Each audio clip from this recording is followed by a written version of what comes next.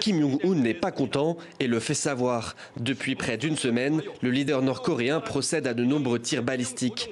Et ce samedi encore, de nouveaux missiles. Lancés depuis le nord-est de la péninsule, ils auraient volé sur 400 km avant de tomber en mer du Japon. De quoi agacer le voisin sud-coréen, qui poursuit malgré tout ses manœuvres militaires avec son allié américain. Donald Trump, lui, tente de calmer le jeu. Il n'était pas content des jeux de guerre et comme vous le savez, je ne les ai jamais aimés non plus. Je ne les ai jamais aimés, je n'ai jamais été un fan. Et vous savez pourquoi? Je n'aime pas payer pour ça. Nous devrions être remboursés pour ça. Et je l'ai dit à la Corée du Sud.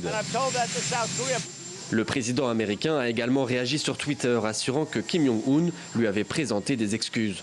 Dans une lettre que Kim Jong-un m'a adressée, il a déclaré très gentiment qu'il aimerait qu'on se rencontre pour entamer des négociations. Il s'est aussi un peu excusé pour les tests de missiles courte portée et a dit qu'ils prendront fin dès que les exercices militaires cesseront.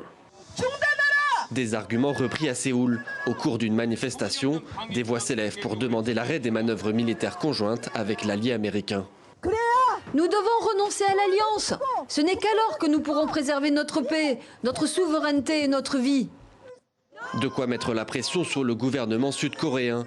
Pendant que son voisin du Nord menace, Donald Trump annonce une 4e rencontre avec Kim Jong-un sans plus de précision.